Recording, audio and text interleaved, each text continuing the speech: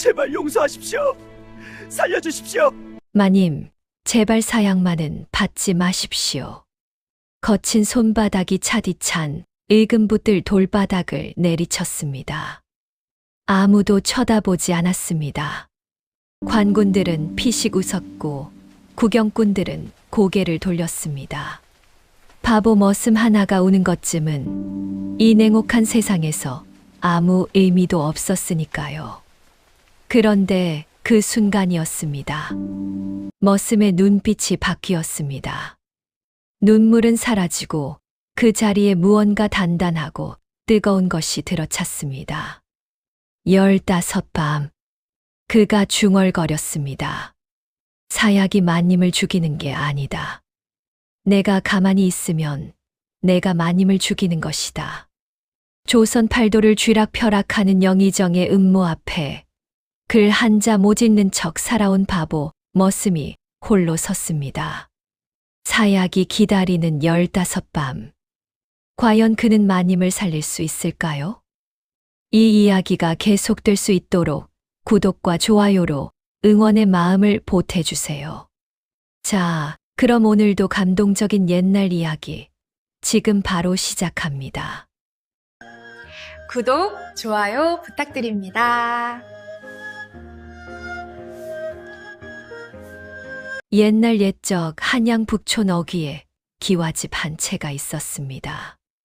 크지도 작지도 않은 집이었지만 대문 앞은 늘 깨끗하게 쓸려 있었고 봄이면 살구꽃이 담장 너머로 하얗게 흘러내렸습니다. 박판서댁이었습니다. 한때는 조정에서도 손꼽히는 충신 집안이었지요. 정직하고 강직하기로 이름났던 집안이었습니다. 하지만 지금은 달랐습니다. 박 판서는 3년 전 역병으로 세상을 떠났고 그 넓은 집에는 과부가 된 며느리 박소희 마님 혼자 남아 있었습니다. 박소희 마님은 32살이었습니다. 눈썹은 먹으로 그린 듯 진하고 눈동자는 가을 하늘처럼 맑았습니다. 하지만 그 맑은 눈에는 늘 그늘이 졌습니다. 남편을 잃은 슬픔 때문만이 아니었습니다. 시아버지 박 판서가 세상을 떠나면서 남긴 것이 있었기 때문이었습니다. 조정의 비밀. 영의정 조대원이 왕세자를 해치려 한다는 증거 문서. 박 판서는 그 문서를 품에 안은 채 눈을 감았고 그 무거운 짐은 고스란히 며느리 소희에게 넘어왔습니다. 마님은 매일 새벽 시아버지 위패 앞에 향을 피웠습니다. 촛불 하나가 흔들리는 조용한 방 안에서 마님은 무릎을 꿇고 오래도록 앉아 있었습니다. 무엇을 빌었는지는 알 수 없었습니다. 다만 그 등이, 그 좁은 어깨가 너무 많은 것을 혼자 짊어지고 있다는 것만큼은 누가 봐도 알 수 있었습니다. 촛불이 흔들릴 때마다 마님의 그림자가 벽 위에서 크게 흔들렸습니다. 마치 그 마음처럼. 그리고 그 집 행랑채에 돌쇠가 있었습니다. 28살. 덩치는 황소만하고 웃음은 해바라기 같았습니다. 동네 사람들은 그를 보면 혀를 찼습니다. 행랑 어멈 복순 할멈도 마찬가지였습니다. 저 돌쇠 녀석은 대체 언제 철이 들여나. 글자 하나 못 읽고 셈도 못하고 양반님네 앞에서는 늘 입이 해벌어져 있으니. 돌쇠는 정말 바보처럼 살았습니다. 장애 심부름을 보내면 잔돈을 잃어버리기 일쑤였고 손님이 오면 엉뚱한 방으로 안내했습니다. 지게를 지고 가다 돌부리에 걸려 넘어지는 것도 예사였고 이웃집 양반이 말을 걸면 입을 해벌리고 멀뚱히 쳐다보기만 했습니다. 동네 아이들도 돌쇠를 보면 손가락질하며 웃었습니다. 바보 돌쇠다. 바보 돌쇠. 돌쇠는 그럴 때마다 씩 웃었습니다. 억울해하지도 않았고 화내지도 않았습니다. 그저 해바라기처럼 환하게 웃었습니다. 어떤 날은 그 웃음이 너무 해맑아서 보는 사람이 오히려 민망할 지경이었습니다. 하지만 딱 한 가지 아주 이상한 것이 있었습니다. 밤이 깊어 온 동네가 잠들고 나면 행랑채 등잔불이 꺼지지 않았습니다. 그리고 이른 새벽 아무도 보지 않는 시간에 돌쇠는 혼자 무언가를 읽었습니다. 아주 작은 목소리로 아주 빠르게. 책장을 넘기는 손가락이 거칠고 투박했지만 그 눈빛만큼은 달랐습니다. 날카롭고 깊고 또렷했습니다. 바보의 눈이 아니었습니다. 오랜 세월을 버텨온 사람의 눈이었습니다. 하지만 그것을 아는 사람은 아무도 없었습니다. 아무도 행랑채 등잔불에 관심을 두지 않았으니까요. 그해 봄이었습니다. 살구꽃이 막 피기 시작한 어느 오후, 복순 할멈이 마당에서 돌쇠에게 물었습니다. 돌쇠는 장작을 패고 있었습니다. 팔뚝에 힘이 들어갈 때마다 장작이 두 쪽으로 깔끔하게 갈라졌습니다. 바보치고는 이상하리만치 깔끔한 솜씨였습니다. 돌쇠야, 너는 평생 머슴으로 살 거냐? 돌쇠가 도끼를 내려놓고 멀뚱히 웃었습니다. 할멈, 저는 밥만 먹어도 좋습니다요. 오늘 저녁은 된장찌개입니까? 김치찌개입니까? 복순 할멈이 긴 한숨을 내쉬었습니다. 이 바보야. 사람이 밥만 먹고 사는 게 아니란다. 할멈은 장작 더미 옆에 조용히 앉았습니다. 담장 너머 하늘을 한번 올려다보았습니다. 살구꽃 한 잎이 바람에 날려 마당으로 내려왔습니다. 할멈이 그것을 손바닥에 받아들고 가만히 바라보다가 말을 이었습니다. 사람이 사람답게 사는 건 지켜야 할 것을 지킬 줄 알 때야. 목숨보다 귀한 게 있다는 걸 알 때 비로소 사람이 되는 거란다. 돌쇠야, 너는 살면서 그런 것을 느껴본 적 있느냐? 돌쇠는 고개를 갸웃거렸습니다. 목숨보다 귀한 것이요. 그게 뭔데요? 할멈? 밥보다 귀한 것도 있습니까? 복순 할멈이 피식 웃다가 이내 표정이 가라앉았습니다. 돌쇠의 머리를 한 번 쓰다듬고는 아무 말 없이 부엌으로 들어가 버렸습니다. 손바닥 위에 살구꽃 잎이 바닥에 떨어졌습니다. 돌쇠는 한참 동안 그 말을 씹었습니다. 목숨보다 귀한 것. 그게 뭘까? 하지만 이내 잊어버렸습니다. 오늘 저녁 밥상에 무엇이 오를지가 더 궁금했으니까요. 그 말의 뜻을 돌쇠가 진심으로 이해하는 날은 아직 오지 않았습니다. 박소희 마님의 하루는 늘 같았습니다. 새벽에 일어나 시아버지 위패 앞에 향을 피우고 오전에는 바느질을 하고 오후에는 장부를 정리했습니다. 마님의 바느질 솜씨는 고왔습니다. 바늘이 천 위를 달릴 때마다 실이 가지런히 놓였습니다. 하지만 마님은 바느질하는 내내 눈길이 창밖으로 흘렀습니다. 무언가를 기다리는 것처럼 혹은 무언가를 두려워하는 것처럼. 찾아오는 손님도 없었고 나가는 일도 드물었습니다. 이웃 양반댁들은 과부가 된 소위 마님을 슬슬 멀리했습니다. 이유는 단 하나였습니다. 역적으로 몰릴까 두려웠기 때문이었습니다. 왜냐하면 조정에서는 벌써 소문이 돌고 있었으니까요. 박 판서 며느리가 역적 문서를 숨기고 있다더라. 영의정 조대원 나리께서 눈독을 들이고 있다는 얘기도 있더만. 에이, 과부 하나가 무슨 역적이겠어. 그냥 소문이겠지. 소문은 무성했지만 아무도 소위 마님 편을 들지 않았습니다. 다들 고개를 숙이고 못 본 척했습니다. 그것이 이 세상에서 살아남는 방법이었으니까요. 영의정 조대원. 이 나라에서 왕 다음으로 무서운 사람이었습니다. 정승 판서들도 그 앞에서는 고개를 숙였고 포도청 포졸들도 그의 눈짓 하나에 움직였습니다. 조대원이 손가락 하나 까딱하면 멀쩡한 사람도 역적이 될 수 있는 세상이었습니다. 그는 이미 3명의 판서를 유배 보냈고 2명의 대신에게 사약을 내렸습니다. 모두 왕세자를 지지하던 자들이었습니다. 조대원은 왕세자가 눈의 가시였습니다. 왕세자가 왕위에 오르는 날 자신의 권세가 끝날 것을 알았기 때문이었습니다. 조대원의 곁에는 최치룡 장군이 있었습니다. 키가 2발은 넘는 거구에 얼굴에는 칼자국이 3개였습니다. 전쟁터에서 잔뼈가 굵은 그는 조대원의 오른팔이었습니다. 더러운 일은 늘 최치룡이 했습니다.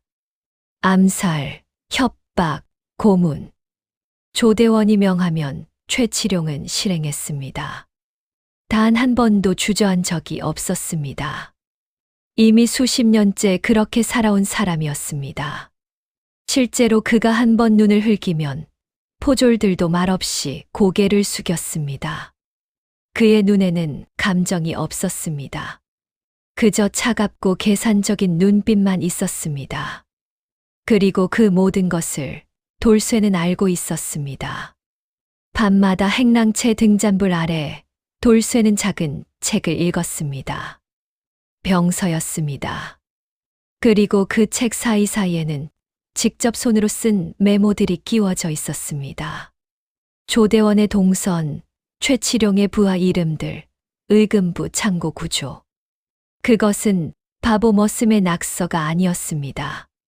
치밀하고 냉정한 무사의 기록이었습니다. 그 기록들은 오랜 세월 하나씩 쌓여온 것이었습니다. 이 집 행랑채에 처음 발을 들인 날부터 이진묵. 그것이 돌쇠의 진짜 이름이었습니다. 이조 판서를 지낸 이광헌의 외아들.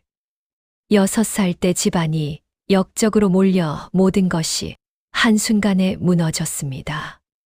아버지는 끌려갔고 어머니는 그날 밤 스스로 목숨을 끊었으며 어린 이진묵만 홀로 살아남았습니다. 누군가 손을 내밀어 어두운 골목 담장을 넘겨주지 않았더라면 그 아이도 그날 밤 사라졌을 것이었습니다. 그 뒤로 이진묵은 신분을 숨기고 머슴으로 살았습니다. 22해. 긴 세월이었습니다. 그는 복수를 꿈꾸면서도 때를 기다렸습니다. 아직은 아니다. 아직은 준비가 부족하다. 스스로를 달랬습니다. 그리고 박 판서 댁 행랑채에 들어온 것도 우연이 아니었습니다. 박 판서 어른이 조대원의 음모를 알고 있다는 소문을 들었기 때문이었습니다. 가까이서 지켜보다 때가 되면 움직이겠다고 생각했습니다. 박 판서 어른이 살아계실 때는 그분이 움직이실 것이라 믿었습니다. 하지만 박 판서는 역병으로 먼저 가셨고 그 무거운 것이 소위 마님에게 남겨졌습니다. 이진묵은 그것을 알면서도 나서지 않았습니다. 아직은 아니라고, 아직은 때가 아니라고. 그때는 이진묵이 생각했던 것보다 훨씬 빠르게 찾아왔습니다.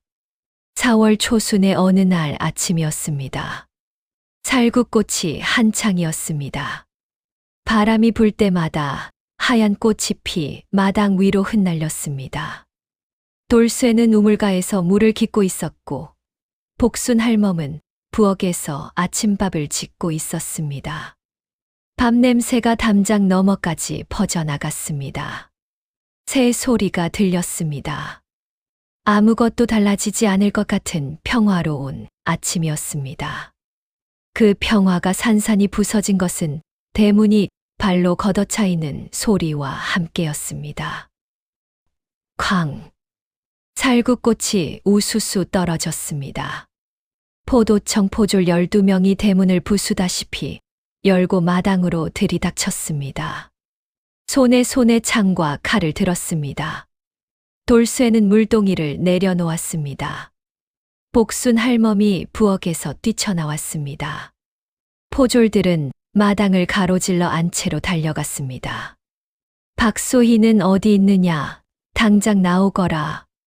그 목소리가 이른 아침 북촌 골목을 울렸습니다. 이웃집 담장 너머에서 사람들이 고개를 내밀었습니다.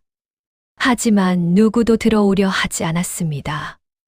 모두 겁에 질려 구경만 했습니다. 소희 마님은 이미 알고 있었던 듯 했습니다. 언제 이런 날이 올 줄 알았다는 듯 흰 저고리의 검은 치마를 단정히 차려입고 마루에 앉아 있었습니다. 얼굴은 창백했지만 눈빛은 흔들리지 않았습니다. 두 손을 무릎 위에 가지런히 얹고 등은 꼿꼿이 세웠습니다. 그 모습이 어찌나 단단해 보이던지 마루 앞에 선 포졸 대장도 잠깐 말문이 막혔습니다. 포졸 대장이 두루마리 하나를 펼쳤습니다. 박소희, 역적 박광원과 내통하여 조정을 어지럽힌 죄로 의금부로 압송한다. 그 말에 돌쇠의 눈이 번뜩였습니다. 역적 박광원. 그 이름은 돌쇠도 알았습니다. 박 판서의 사촌형, 10년 전 유배지에서 이미 숨을 거둔 인물이었습니다. 죽은 사람과 내통했다는 죄목이었습니다. 이미 죽어 반박할 수 없는 사람을 끌어다 죄를 만드는 것. 조대원의 수법이었습니다. 깔끔하고 치밀한 수법이었습니다. 소희 마님이 고개를 들었습니다. 증거가 있습니까? 포졸 대장이 두루마리 하나를 내밀었습니다. 이것이 마님 댁 서고에서 나온 역적 문서입니다. 소희 마님의 눈썹이 미세하게 떨렸습니다. 처음 보는 글씨체였습니다. 누군가 몰래 들어와 심어놓은 가짜 문서였습니다. 소희 마님은 그것을 알았습니다. 하지만 증명할 방법이 없었습니다. 가겠습니다. 소희 마님이 조용히 일어섰습니다. 복순 할멈이 달려들며 울부짖었습니다. 마님, 마님, 이러시면 안 됩니다. 어디로 끌려가신다는 겁니까? 포졸들이 복순 할멈을 옆으로 밀쳐냈습니다. 할멈이 마당 바닥에 주저앉았습니다. 무릎이 바닥을 쳤습니다. 할멈은 그래도 일어나려 했습니다. 일어나서 마님 곁으로 가려 했습니다. 하지만 포졸 하나가 앞을 막아 섰습니다. 소희 마님이 잠깐 걸음을 멈추었습니다. 할멈을 돌아보았습니다. 그 눈빛이 말했습니다. 울지 마세요. 걱정하지 마세요. 제가 괜찮습니다. 하지만 그 눈에도 눈물이 맺혀 있었습니다. 마님은 그것을 들키지 않으려고 눈을 한 번 깜빡였습니다. 그리고 다시 앞을 보았습니다. 포졸들이 마님을 에워쌌습니다. 대문이 열렸습니다. 살구꽃이 또 한 번 우수수 떨어졌습니다. 돌쇠는 마당 한가운데 서서 그 모습을 지켜보았습니다. 멍하니 서 있었습니다. 아니, 멍한 척을 했습니다. 머릿속은 이미 빠르게 돌아가고 있었습니다. 의금부, 재판, 증거, 조대원, 그리고 시간. 얼마나 남았습니까? 얼마나. 그날 저녁 행랑채는 무거운 침묵에 잠겼습니다. 복순 할멈은 부뚜막에 앉아 연신 눈물을 훔쳤습니다. 밥도 짓지 않았습니다. 짓지 못했습니다. 손이 떨렸습니다. 부뚜막 불씨도 꺼져 있었습니다. 돌쇠는 그 옆에 쪼그려 앉아 꺼진 불씨를 바라보았습니다. 둘 다 아무 말도 하지 않았습니다. 할 말이 없었습니다. 아니, 말을 꺼내는 순간 무너질 것 같았습니다. 한참이 지나서야 복순 할멈이 입을 열었습니다. 돌쇠야, 너는 어쩔 거냐? 돌쇠는 대답하지 않았습니다. 마님이 의금부에 잡혀가셨다. 포졸들이 서고를 다 뒤졌어. 마님 혼자 어떻게 감당하시겠냐. 돌쇠는 가만히 고개를 들었습니다. 할멈, 저는 그냥 머슴입니다. 복순 할멈이 돌아보았습니다. 그래, 맞다. 너는 머슴이야. 그러니 가만히 있어. 나서봤자 내가 다치기만 한다. 돌쇠는 입술을 꾹 다물었습니다. 가슴 속에서 무언가가 끓었습니다. 머슴. 바보. 글도 모르고 셈도 모르는 돌쇠. 그가 나선다고 해서 무엇이 달라지겠습니까? 조대원은 이 나라의 영의정이었습니다. 수십 명의 병사가 그의 명 하나에 움직였습니다. 그 앞에 머슴이 맞선다는 것은 맨손으로 태풍을 막겠다는 것과 같았습니다. 그냥 있어라. 때가 아니다. 아직 준비가 안 됐다. 스스로를 달랬습니다. 하지만 눈앞에 자꾸 소위 마님의 얼굴이 떠올랐습니다. 마루에 앉아 포졸들을 바라보던 그 눈빛. 얼마나 무서웠겠습니까? 얼마나 억울했겠습니까? 하지만 도망치지 않았습니다. 울지도 않았습니다. 그저 당당히 일어서서 걸어 나갔습니다. 혼자서 아무도 지켜주지 않는 세상 속으로. 그리고 그 다음 날 의금부에서 판결이 났습니다. 흑산도 유배, 그리고 15밤 뒤 사약. 그 소식을 전해 들은 돌쇠는 오랫동안 움직이지 않았습니다. 복순 할멈이 옆에서 오열했습니다. 이웃집 하인들이 담장 너머에서 수군거렸습니다. 하늘은 맑고 바람은 따스한데 세상은 너무나 잔인했습니다. 할멈, 돌쇠가 낮게 불렀습니다. 왜? 저 마님 따라가겠습니다. 복순 할멈이 벌떡 일어났습니다. 뭐, 이 바보야, 거기 따라가면 너도 죽어. 그것도 몰라? 압니다. 알면서 가겠다고? 예. 복순 할멈은 돌쇠의 어깨를 잡고 흔들었습니다. 눈물이 쏟아졌습니다. 돌쇠야, 정신 차려. 너는 머슴이야. 마님을 구할 수 있는 사람이 아니라고. 무기도 없고 돈도 없고 배경도 없잖아. 내가 뭘 할 수 있는데. 돌쇠가 복순 할멈을 바라보았습니다. 그 눈빛에서 처음으로 바보의 흔적이 완전히 사라졌습니다. 해바라기 같은 웃음도 멀뚱한 표정도 없었습니다. 그 자리에 무언가 깊고 단단한 것이 들어차 있었습니다. 복순 할멈은 그 눈빛을 보고 숨이 멎는 것 같았습니다. 할멈, 저는 오래 알고 있었습니다. 마님이 무거운 것을 지고 산다는 것을. 혼자 감당할 수 없는 것을 혼자 감당하고 있다는 것을. 그런데 저는 못 본 척 했습니다. 때가 아니라고, 나서면 다친다고 스스로를 달랬습니다.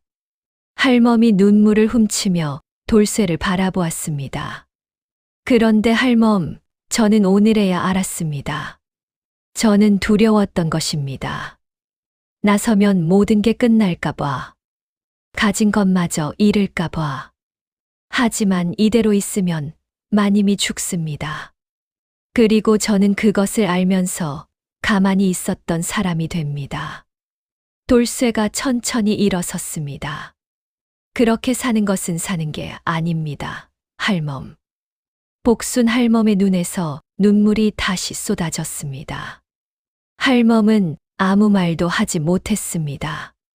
그저 떨리는 손으로 돌쇠의 팔을 꼭 잡았습니다. 말 대신 그 손이 모든 것을 말했습니다. 가라. 하지만 살아 돌아와라. 반드시. 새벽 4시였습니다. 온 동네가 잠든 시간이었습니다. 개 짖는 소리도 없었습니다. 바람 한 점 없었습니다. 돌쇠는 행랑채 구석 바닥을 드러냈습니다. 나무 널빤지 아래에 작은 상자가 있었습니다. 먼지가 쌓인 상자였습니다. 아주 오래전부터 거기 있었던 것처럼, 그리고 언젠가 꺼내야 할 날이 오기를 기다려온 것처럼. 뚜껑을 열었습니다. 병서 한 권, 단도 하나, 그리고 작은 옥패 하나. 옥패는 차갑고 매끄러웠습니다. 손 안에 쥐었습니다. 이 자가 새겨진 옥패. 아버지가 평생 품고 다니던 것이었습니다. 6살 이진묵이 불타는 집을 뛰쳐나오던 날밤, 안채로 다시 뛰어들어 가져온 것이었습니다. 그것이 아버지의 흔적으로 남은 전부였습니다. 손 안에서 옥패가 조금씩 따뜻해졌습니다. 아버지. 이진묵이 작게 중얼거렸습니다. 오늘 나서겠습니다. 복수가 아닙니다. 그것은 아직 때가 아닙니다. 다만 이번 한 번은 지켜야 할 것이 생겼습니다. 그 사람을 지키고 돌아오겠습니다. 옥패를 가슴 깊이 품었습니다. 단도를 허리춤에 찼습니다. 병서를 품에 넣었습니다. 그리고 행랑채 문을 열었습니다.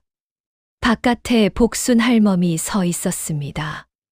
언제부터 기다리고 있었는지 손에는 작은 보따리가 들려 있었습니다. 눈이 퉁퉁 부어 있었습니다. 밤새 운 것이었습니다. 이 바보야. 복순 할멈이 코를 훌쩍였습니다. 먹을 것 좀 싸봤다. 길이 머니까. 이진묵이 보따리를 받아들었습니다. 따뜻했습니다. 밤새 준비한 것이었습니다.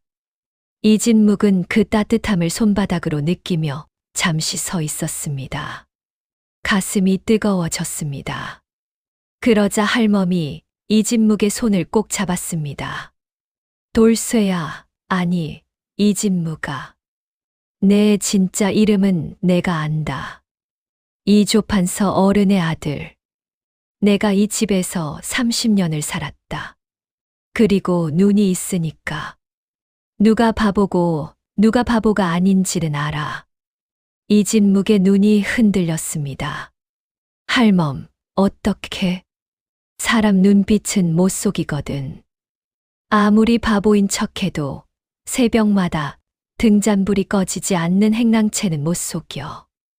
그리고 이진묵아, 내가 장작 패는 것 봐라. 바보가 저렇게 정확하게 패냐. 이진묵이 픽 웃었습니다. 그 웃음 안에 22해의 외로움이 들어 있었습니다.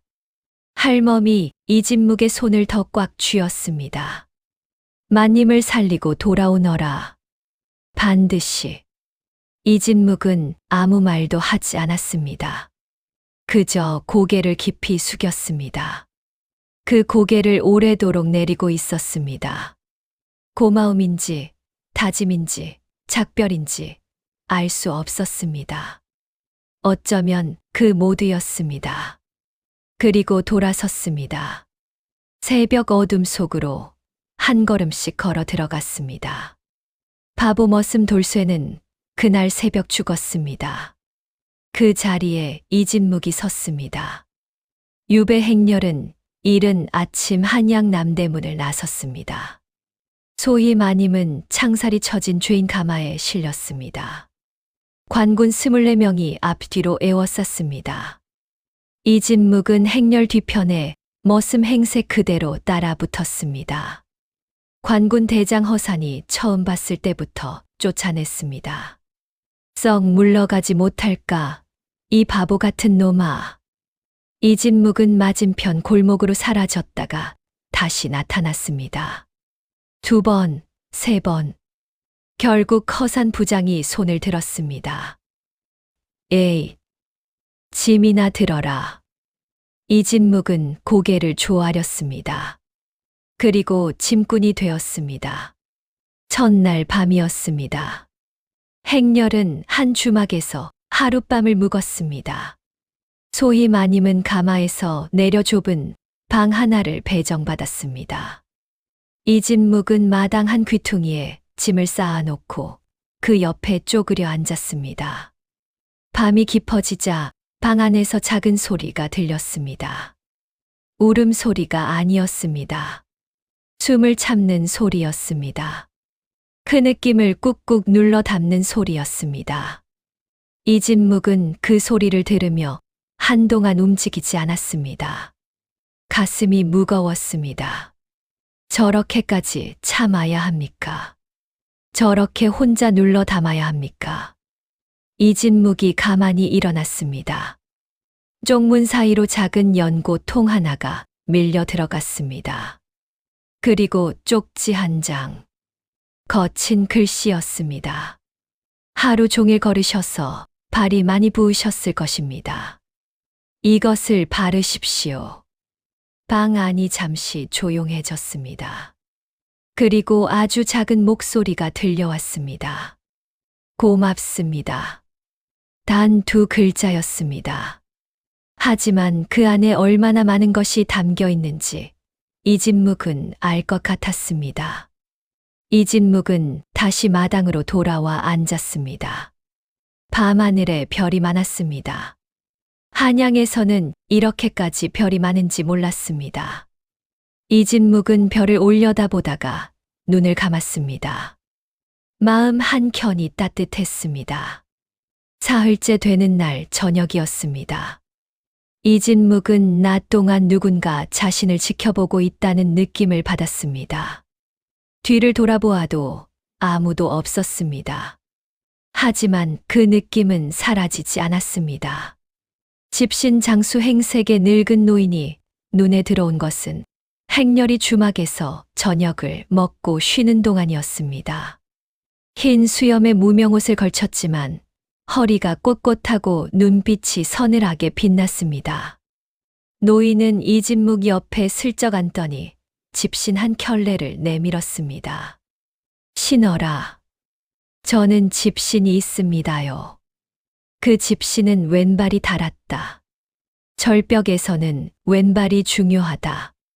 이진묵의 눈이 가늘어졌습니다. 절벽. 이 노인이 앞으로 일어날 일을 알고 있다는 말이었습니다. 이진묵은 주위를 한번 훑어보았습니다. 관군들은 밥을 먹고 있었습니다. 아무도 이쪽을 보지 않았습니다. 노인이 입술만 움직여 말했습니다. 나는 임내관이다. 15년 전 어린 내 손을 잡고 담장을 넘겨주었던 사람. 이진묵의 숨이 멎었습니다. 6살의 기억이 한꺼번에 쏟아졌습니다.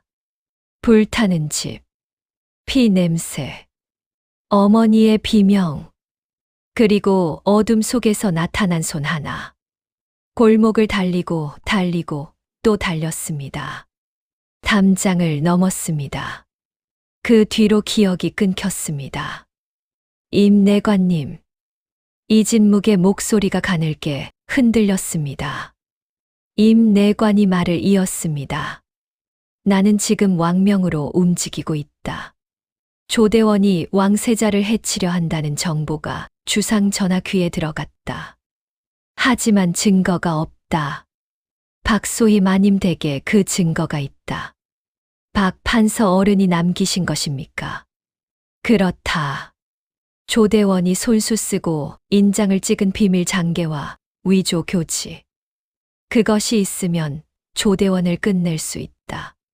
하지만 마님이 살아있어야 한다. 흑산도에서 마님이 사약을 받으면 그 문서도 함께 사라진다. 이진묵이 물었습니다. 내관님은 어떻게 하실 것입니까? 나는 한양으로 돌아가 주상 전하께 시간을 벌겠다. 닷새 뒤 병사들을 이끌고 흑산도로 올 것이다. 그 전까지 내가 해야 할 일은 하나다. 마님을 살려라. 그리고 그 문서를 지켜라. 임내관은 집신 광주리를 들었습니다. 그리고 길 저편으로 걸어갔습니다. 평범한 집신 장수처럼 아무렇지도 않게. 잠시 후 사람들 사이로 사라졌습니다. 이진묵은 그 뒷모습이 사라지고도 한참 동안 그 자리를 바라보았습니다.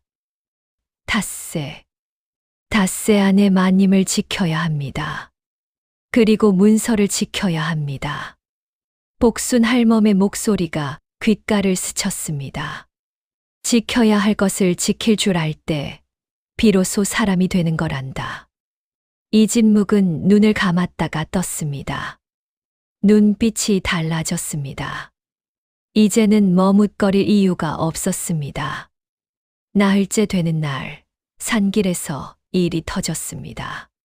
첩첩산 중 좁은 비탈길이었습니다. 양옆으로 빽빽한 소나무 숲이 이어졌습니다.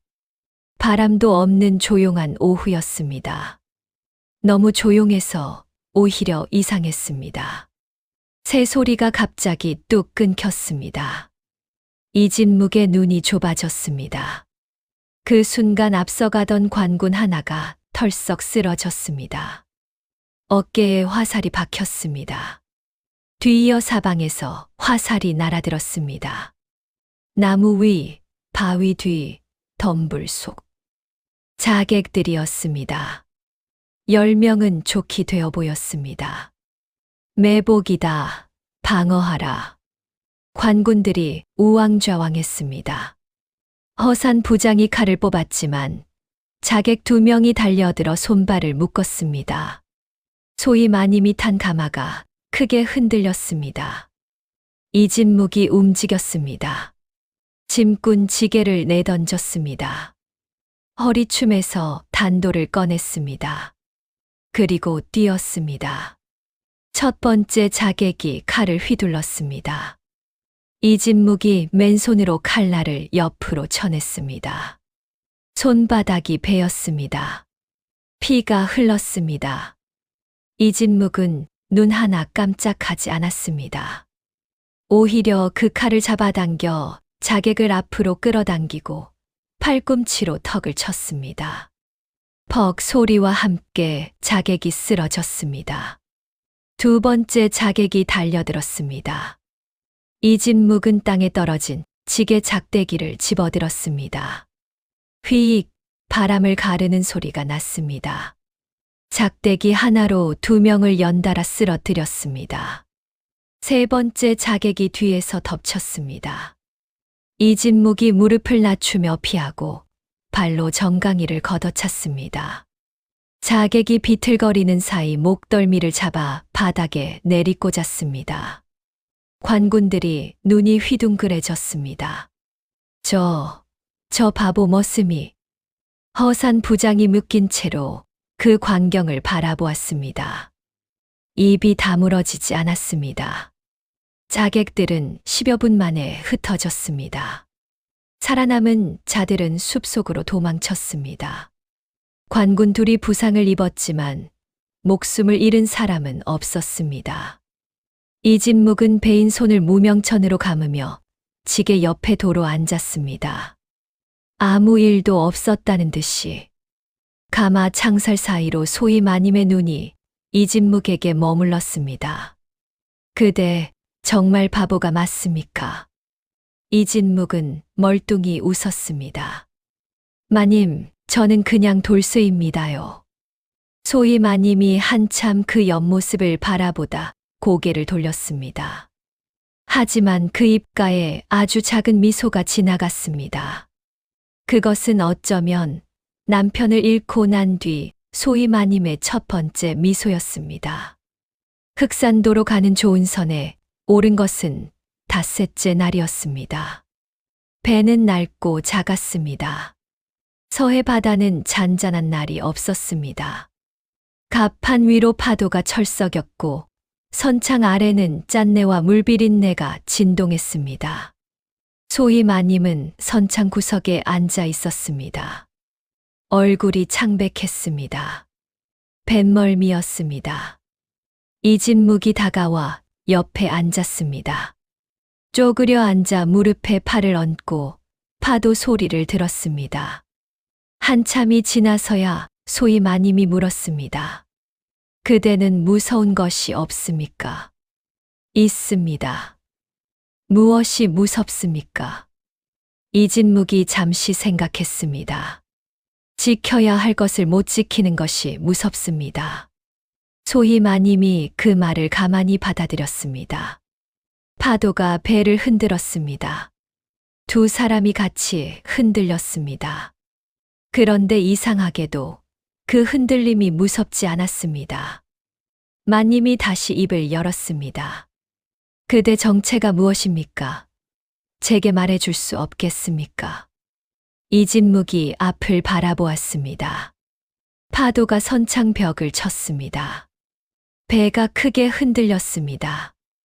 이진묵은 흔들리지 않았습니다. 마님, 제 정체는 지금 묻지 마십시오. 지금 저는 그냥 마님 곁에 있는 사람입니다. 그것만으로 충분합니다. 소희 마님이 그 옆모습을 바라보았습니다. 그리고 조용히 눈을 감았습니다. 파도 소리가 선창을 가득 채웠습니다. 이상하게도 처음으로 마음이 좀 놓이는 것 같았습니다. 이 사람이 곁에 있으면 어쩌면 괜찮을 것도 같았습니다. 흑산도에 닿은 것은 1회째 날 새벽이었습니다. 섬은 안개에 쌓여 있었습니다. 검은 절벽과 흰 파도가 부딪혔습니다.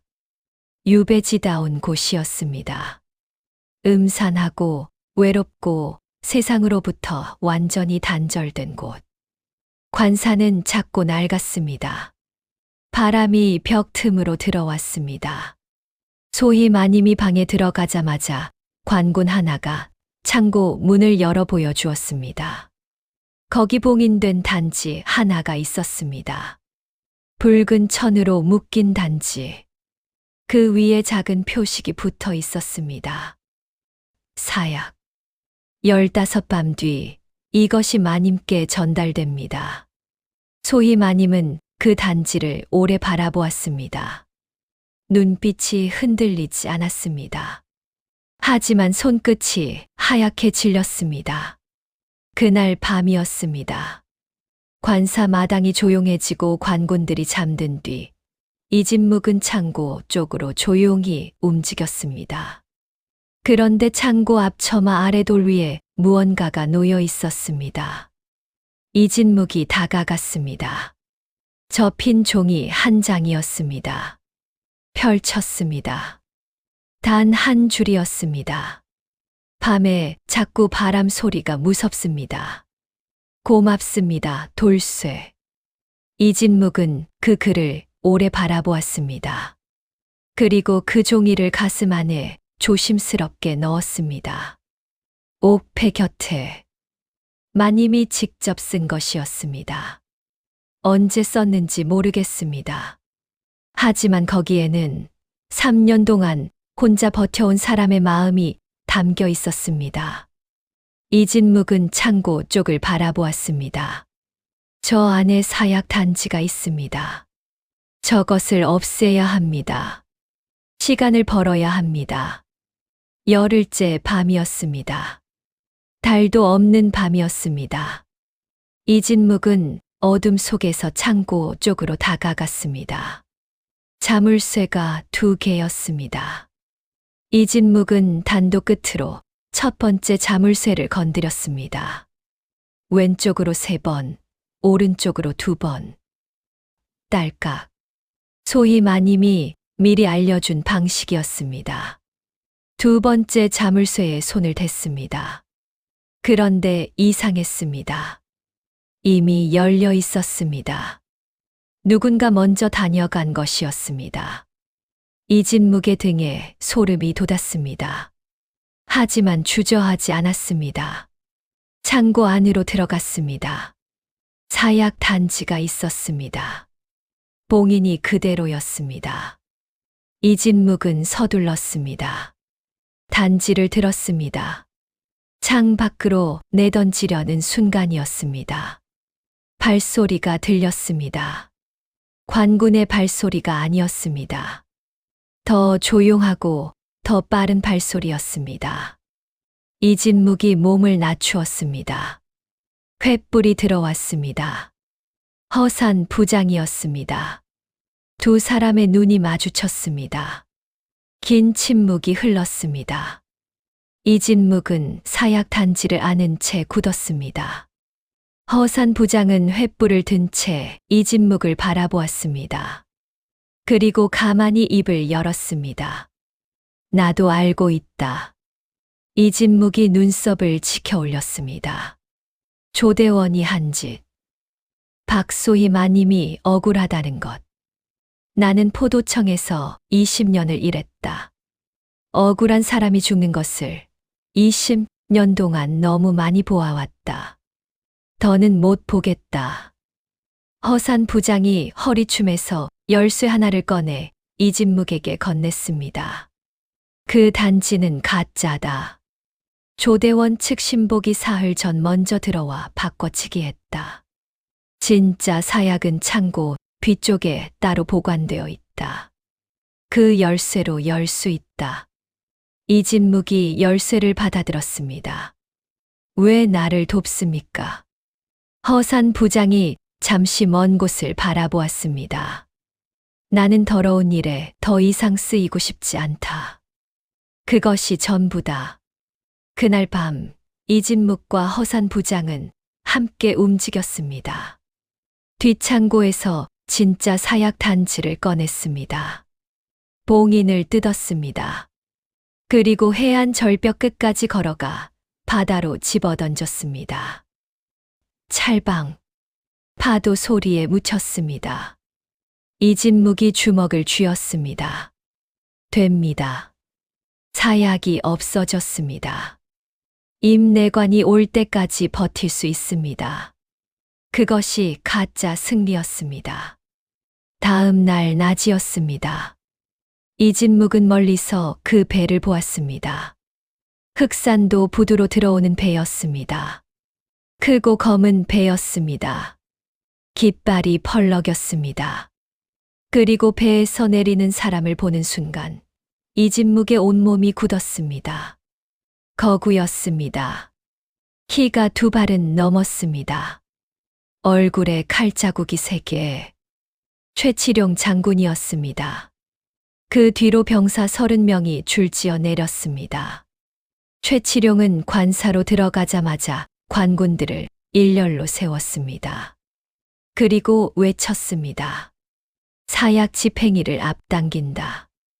원래 15밤이었으나 영의정 대감의 명으로 엿새 뒤로 변경한다.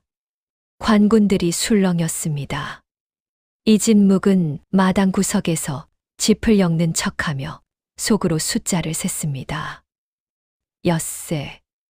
9밤이나 줄어든 것이었습니다. 임내관은 닷새 뒤에 오겠다고 했습니다. 하루가 모자랐습니다. 단 하루.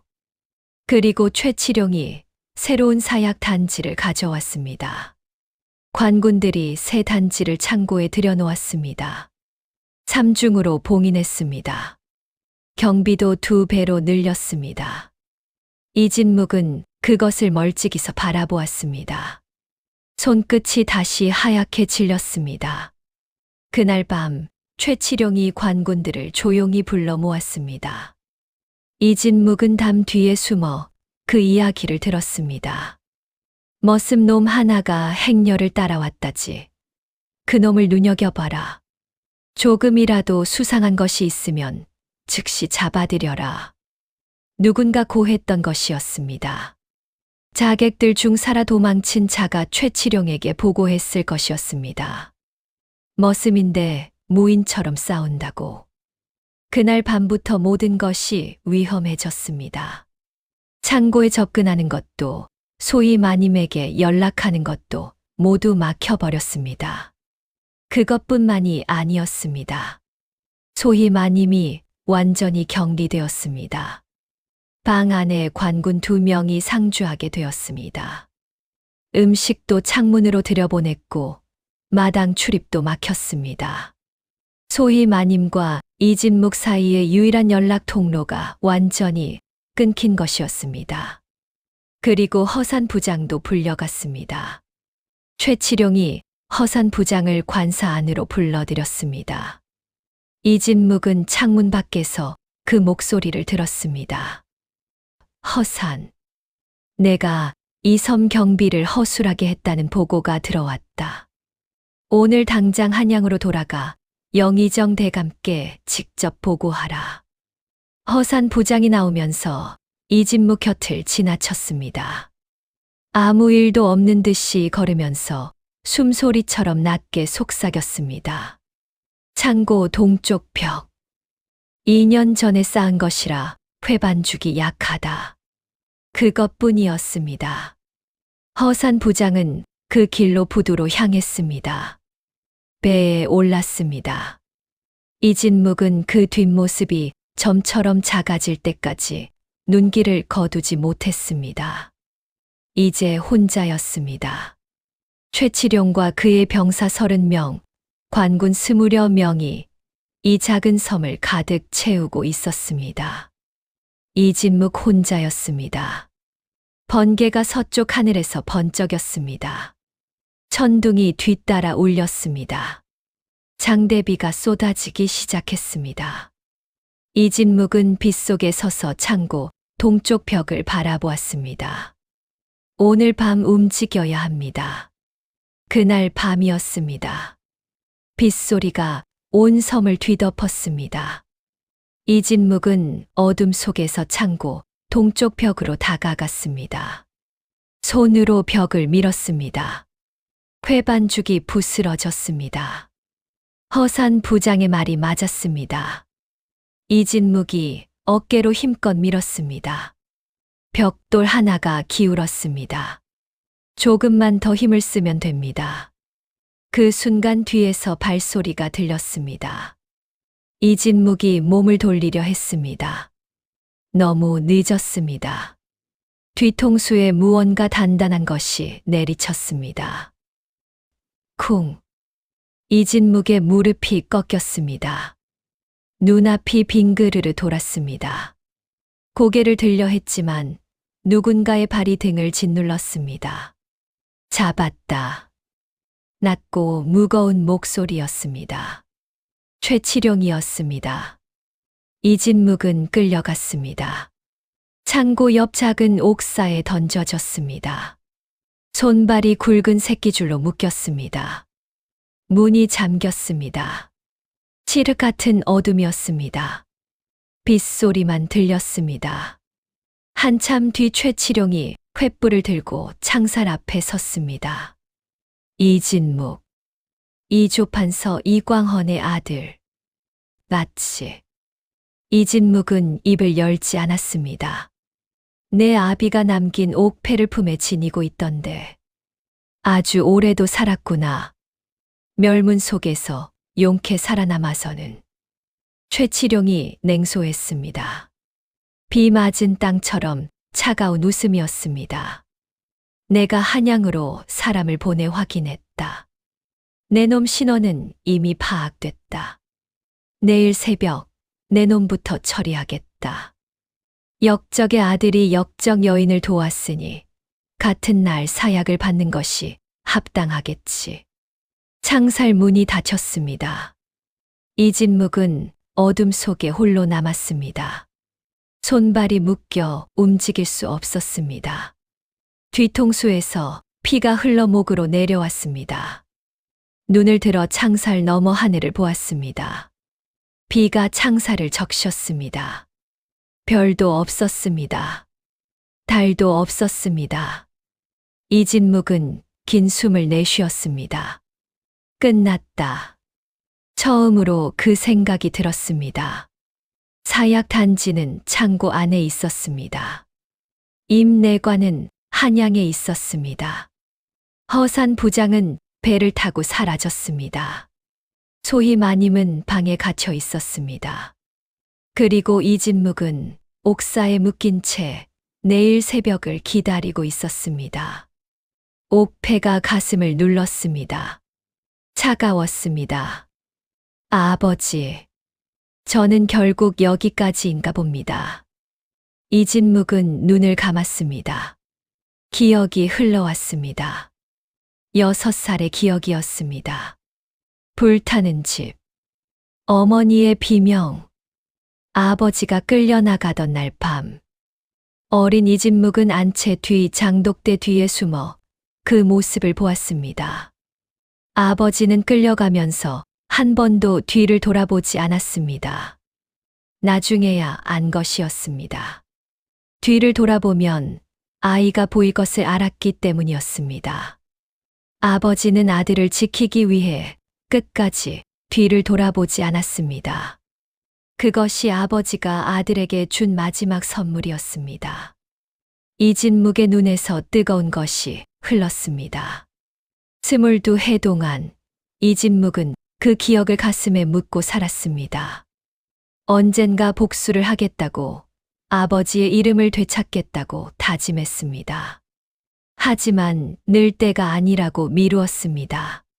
준비가 부족하다고 달랬습니다. 그런데 오늘 밤, 이 차가운 어둠 속에서 이진묵은 처음으로 진실을 마주했습니다.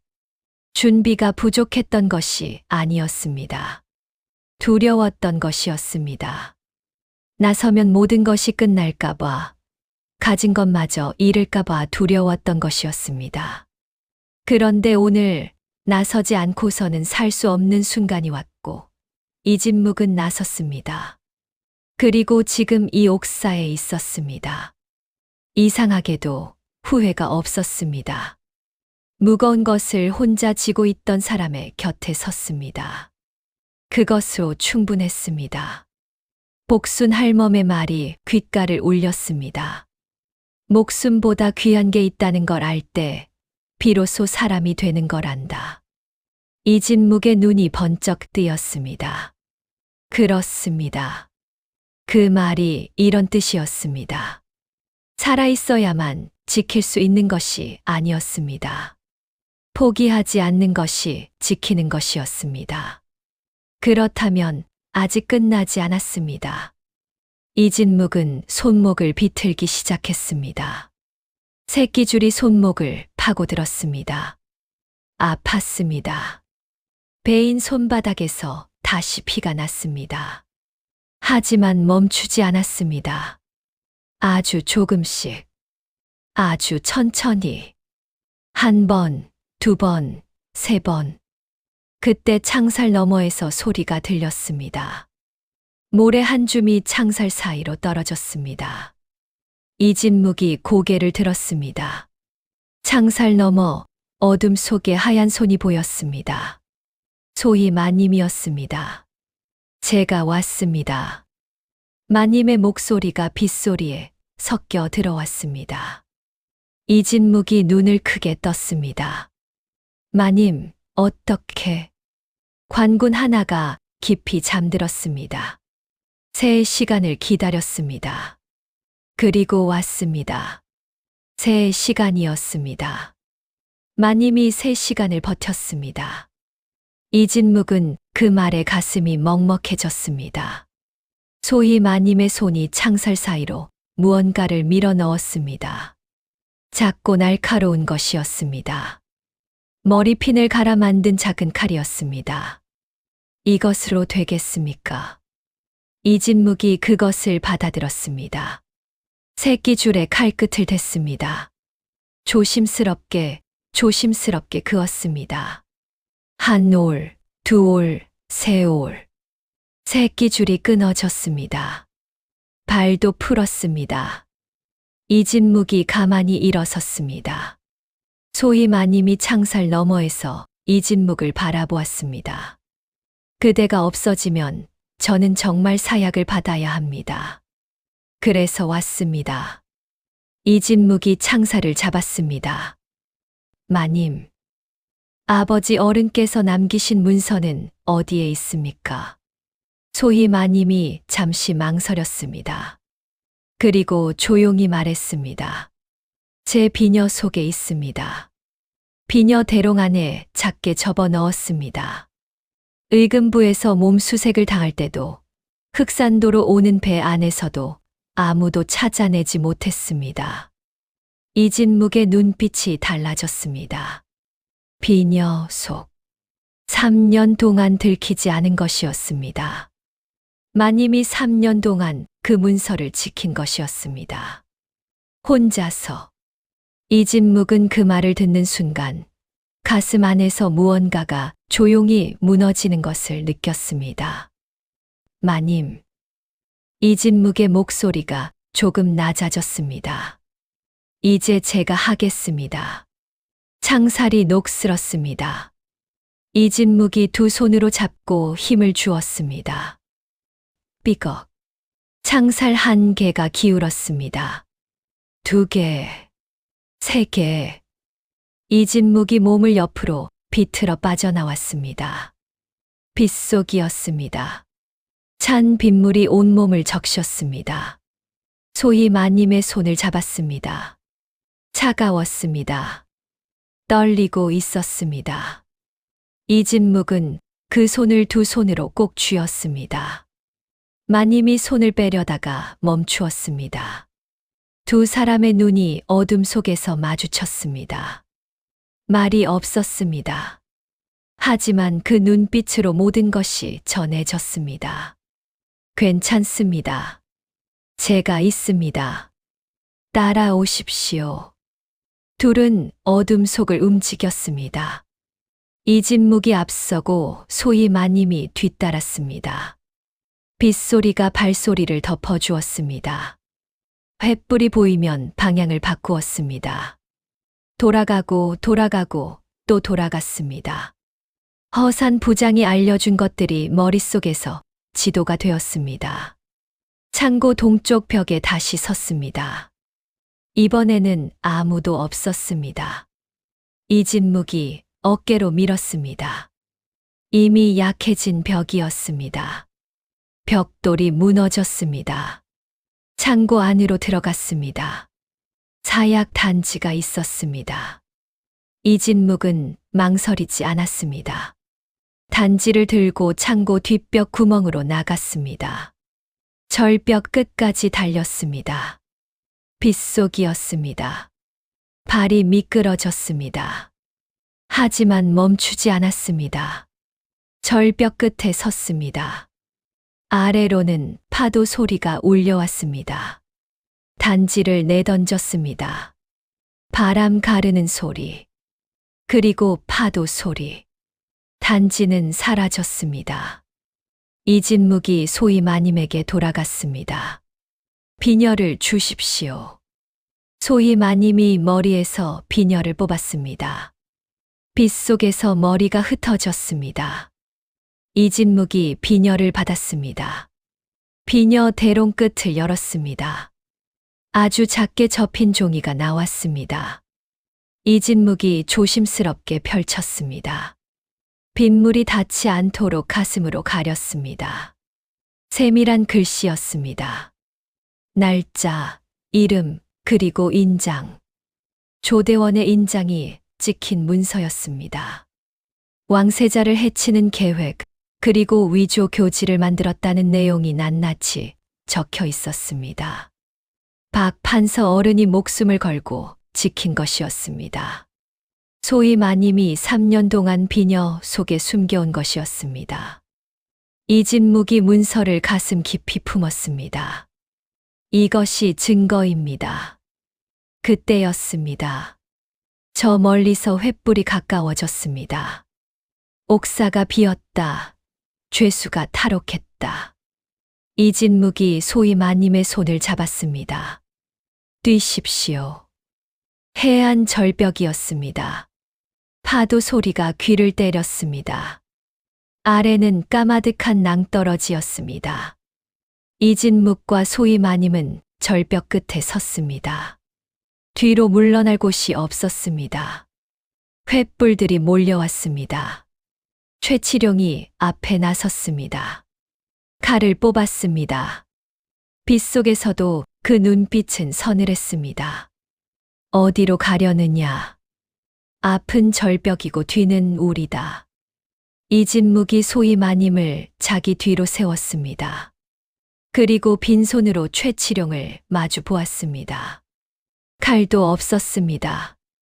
무기도 없었습니다. 온몸이 비에 젖어 있었습니다. 뒤통수의 상처에서 아직도 피가 흘렀습니다. 최치룡이 비웃었습니다.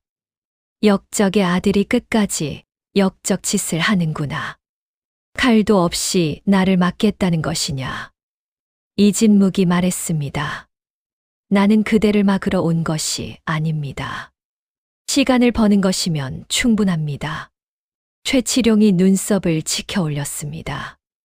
그리고 칼을 들고 달려들었습니다.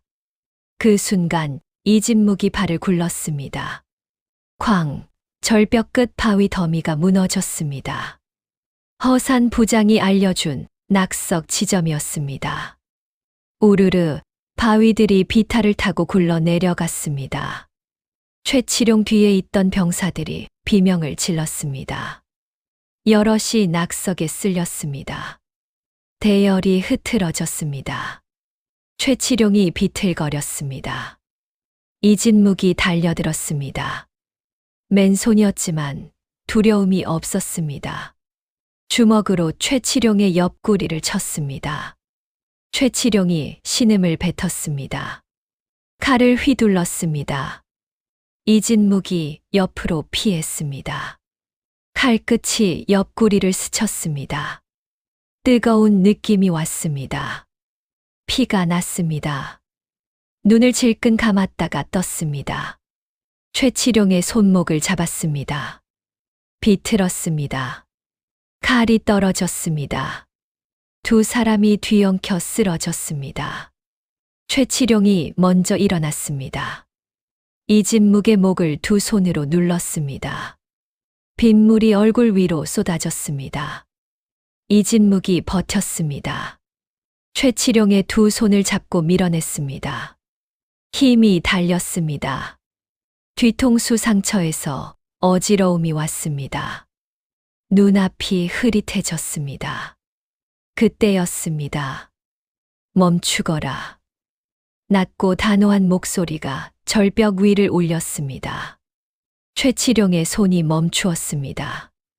고개를 들었습니다. 절벽 위에 사람들이 서 있었습니다. 새벽빛을 등지고 있었습니다. 관복을 입은 내관들이었습니다. 그리고 그 앞에 흰 수염의 노인이 섰습니다. 임내관이었습니다. 임내관이 교지를 펼쳤습니다. 왕명이다. 최치룡은 그 자리에 꿇어라. 최치룡의 눈이 흔들렸습니다. 임내관이 이진묵에게 눈짓했습니다. 이진묵은 떨리는 손으로 가슴에서 문서를 꺼냈습니다. 임내관이 받아들었습니다. 그리고 교지를 읽었습니다. 영의정 조대원, 왕세자를 해치려는 음모를 꾸미고 거짓 문서를 만든 죄로 이미 한양의금부에 압송되었다. 박소희는 무죄, 즉 극각 석방하라. 교지에 있는 소리가 파도 소리와 함께 섬 전체를 울렸습니다. 관군들이 술렁였습니다. 최치룡이 이를 갈았습니다.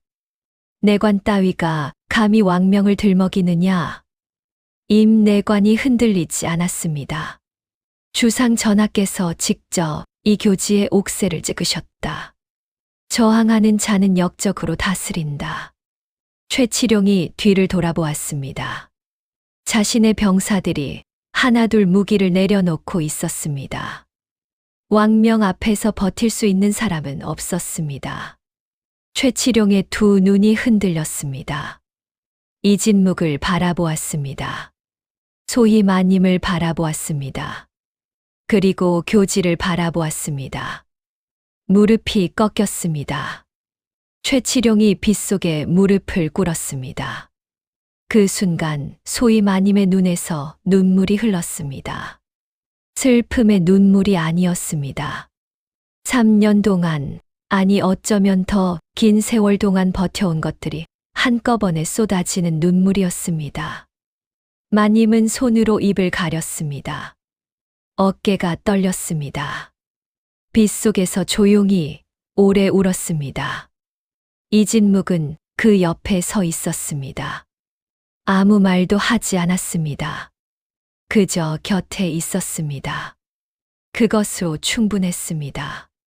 한양으로 돌아온 것은 그로부터 사흘 뒤였습니다. 한양 의금부 마당에는 많은 사람이 모였습니다. 포졸들, 대신들, 구경꾼들. 소문이 발보다 빠르게 퍼진 것이었습니다. 영의정 조대원이 죄인복으로 끌려 나왔습니다. 한때 이 나라에서 왕 다음으로 무서운 사람이었던 자였습니다. 그런데 지금은 얼굴이 일그러지고 눈빛이 흔들리는 늙은 죄인일 뿐이었습니다. 의금부 판관이 죄목을 읽었습니다. 왕세자를 폐하려는 음모를 꾸민 죄, 충신의 집안을 거짓으로 모함하여 죽음으로 몰아넣은 죄, 위조 문서를 만들어 무고한 이의에게 사약을 내리게 한 죄. 조대원이 부들부들 떨며 외쳤습니다. 이것은 모략이요. 소인은 억울하오. 이 문서가 진짜라는 증거가 어디 있습니까? 판관이 문서를 높이 들었습니다. 여기 있소이다. 대감의 인장이 찍힌 문서. 대감의 필체로 쓰인 글. 이것을 부인하시겠습니까? 조대원의 얼굴이 하얗게 질렸습니다. 그때 조대원의 측근 하나가 앞으로 나섰습니다. 10년째 조대원을 섬겨온 자였습니다. 소인이 아뢰겠습니다. 이 문서는 진짜입니다. 소인이 직접 심부름을 했습니다. 더 이상 모른 척할 수 없습니다. 조대원이 그 자를 돌아보았습니다. 네, 이놈, 감히. 하지만 이미 늦었습니다. 두 번째 측근이 나섰습니다. 세 번째 측근이 나섰습니다. 하나둘씩 고개를 들고 진실을 말했습니다. 오랫동안 쌓아온 두려움이 무너지는 순간이었습니다. 구경꾼들이 웅성거렸습니다. 세상에 저것 봐. 저 꼴이 뭐야. 그러게. 그 무섭던 영의정이 절이 됐네. 조대원이 아들을 찾았습니다. 아들은 고개를 돌리고 있었습니다. 이놈 아비를 보지 않느냐. 아비가 억울하다 하지 않느냐. 아들이 느리게 고개를 들었습니다. 눈에 눈물이 맺혔습니다. 하지만 입을 열지 않았습니다. 그 침묵이 모든 것을 말했습니다. 조대원이 무릎을 꿇었습니다. 주상 전하의 어명이 내려졌습니다. 조대원의 죄는 용서할 수 없다. 파직하고 가산을 모두 몰수하라. 조대원이 끌려나가며 외쳤습니다. 이럴 수는 없소. 내가 이 나라를 위해 얼마나, 소인이 얼마나 이 나라를. 문이 닫혔습니다. 그것이 그의 마지막 말이었습니다. 가산이 모두 몰수되었습니다. 한양에서 손꼽히던 조대원의 집은 텅 비었습니다. 그 집에서 일하던 하인들은 뿔뿔이 흩어졌습니다. 최치룡은 곤장 100대를 맡고 변방으로 유배되었습니다. 거창하던 권세는 하루아침에 먼지처럼 사라졌습니다. 그리고 조대원 자신은 모든 것을 잃고 거리로 나앉았습니다. 한양 저작거리에서 사람들은 그를 알아보았습니다. 하지만 아무도 가까이 오지 않았습니다. 오히려 멀찍이 피했습니다. 한때 그를 두려워하던 사람들이었습니다. 이제 그는 그저 늙고 비참한 노인일 뿐이었습니다. 한 푼만 주시오. 배가 고프오. 지나가던 사람들이 외면했습니다. 탐욕에 눈이 멀어 충신들을 짓밟던 자의 비참한 말로였습니다. 주상 전하가 이진묵을 불렀습니다. 멸문 속에서 살아남아 20여 년을 신분을 숨기고 무고한 일을 위해 목숨을 걸었으니 이것이 진정한 충이 아니고 무엇이겠느냐. 전하가 고개를 끄덕였습니다. 이진묵의 아버지 이광헌 대감의 신원을 회복하고 이진묵의 양반 신분을 복권한다. 그리고 박소희에게는 재가를 허한다. 이진묵이 이마를 바닥에 대었습니다. 한참 동안 일어나지 못했습니다. 눈물이 차가운 바닥에 떨어졌습니다. 아버지의 이름을 되찾는 날이 이렇게 올 줄은 몰랐습니다. 20여 년. 너무 긴 세월이었습니다. 하지만 이제는 더 이상 숨기지 않아도 되었습니다. 이제는 당당히 설 수 있었습니다. 이진묵은 눈물을 닦지 않았습니다. 그냥 흘렸습니다. 그해 가을이었습니다. 한양북촌 어귀 박판서 댁에서 혼례가 올려졌습니다. 신랑은 이진묵이었고 신부는 박소희였습니다. 마당에는 살구나무가 여전히 서 있었습니다. 봄에 하얗게 피었다가 떨어진 꽃잎들이 이제는 노란 잎이 되어 가지에 달려 있었습니다. 같은 나무였습니다. 하지만 봄과 가을은 달랐습니다. 뭔가 더 깊어진 것 같았습니다. 뭔가 더 단단해진 것 같았습니다. 마당 한가운데 사약 단지가 있던 바로 그 자리에 복순 할멈이 작은 수랑아리를 올렸습니다. 축혼주였습니다. 할멈이 눈물을 훔치며 말했습니다. 이 바보가 결국 해냈구나. 이진묵은 소희 마님과 나란히 앉아 혼례잔을 들었습니다. 그 잔 안에 담긴 것은 맑고 향기로운 술이었습니다. 사약이 아니었습니다. 독이 아니었습니다. 15밤을 버텨온 두 사람이 함께 드는 잔이었습니다. 잔이 부딪혔습니다. 소희 마님이 이진묵을 바라보았습니다. 정말 바보 같은 사람입니다. 이진묵이 웃었습니다.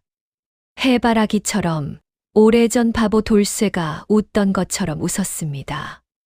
하지만 그 눈빛은 달랐습니다. 따뜻하고 깊고 단단했습니다. 예, 마님. 앞으로도 그럴 것입니다. 마당 한쪽에서 임내관이 조용히 웃었습니다. 주름진 눈가에 물기가 맺혔습니다. 15년 전 어두운 골목에서 작은 아이의 손을 잡고 달리던 기억이 떠올랐습니다. 그 아이가 이렇게 컸습니다. 이렇게 됐습니다. 담장 너머 하늘에는 기러기 떼가 남쪽으로 날아갔습니다. 가을이 깊어가고 있었습니다. 그 하늘 아래 살구나무 잎이 하나씩 바람에 떨어졌습니다. 봄의 꽃으로 떨어지던 자리에 가을에 잎이 떨어졌습니다. 같은 자리였습니다. 하지만 이제 그 자리는 슬프지 않았습니다. 세월이 흘렀습니다. 이진묵은 이조 참판이 되었습니다. 억울한 사람의 사정을 가장 먼저 들어주는 관리로 이름이 났습니다. 백성들이 그를 찾아왔습니다. 억울함을 호소하면 끝까지 들었습니다. 밤이 깊도록 그 사정을 살폈습니다. 행랑채에서 밤새 등잔불을 켜던 버릇이 그대로였습니다. 불빛은 여전히 새벽까지 꺼지지 않았습니다. 소희 마님은 그 곁에서 박판서 어른의 뜻을 이어받아 가난한 이들을 도왔습니다. 동네 아이들이 마님 댁 대문 앞을 서성이면 꼭 밥을 먹여 보냈습니다.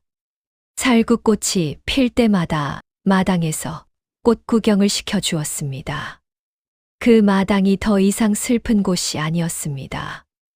웃음소리가 넘쳐 흘렀습니다. 복순 할멈은 늙음하게 따뜻한 방에서 지내다 편히 눈을 감았습니다. 눈을 감는 날, 할멈은 이진묵의 손을 꼭 쥐고 말했습니다. 이진묵아, 너는 정말 사람이 됐다. 그 말에 이진묵은 대답하지 못했습니다. 말이 나오지 않았습니다. 그저 할멈의 손을 꼭 쥐고 있었습니다. 그 손이 차가워질 때까지. 허산 부장은 이진묵의 추천으로 복직하여 포도청 부장으로 돌아갔습니다. 억울한 백성의 편에서 일하는 부장으로 이름이 났습니다. 그리고 흑산도 절벽 아래 바다에는 사약 단지의 흔적조차 남지 않았습니다. 파도가 모두 가져갔습니다. 대신 그 섬에는 봄이 되면 해당화가 붉게 피었습니다. 사람들은 그 꽃을 보며 말했습니다. 참 이상하게도 아름다운 꽃이야. 저렇게 거친 절벽에서 어떻게 저리 곱게 피는지. 15밤이었습니다. 사약이 기다리는 15밤 동안 바보 머슴 하나가 이 나라에서 가장 무서운 권력자를 무너뜨렸습니다. 칼도 벼슬도 돈도 없이 오직 하나뿐이었습니다. 지켜야 할 것을 지키겠다는 마음 하나. 목숨보다 귀한 것이 있다는 것을 아는 날, 사람은 비로소 사람이 됩니다. 그리고 그 마음은 어떤 사약으로도 죽일 수 없습니다. 사약 단지 자리에 축혼주가 놓인 날, 독은 사라지고 사랑만 남았습니다. 다음 영상을 빠르게 만나보시려면 좋아요와 구독을 눌러주세요. 지금 화면에 나오는 야담 처자의 더 재미있는 영상들도 함께 해주세요. 그럼 모두 행복한 하루 보내세요. 감사합니다. 구독, 좋아요 부탁드립니다.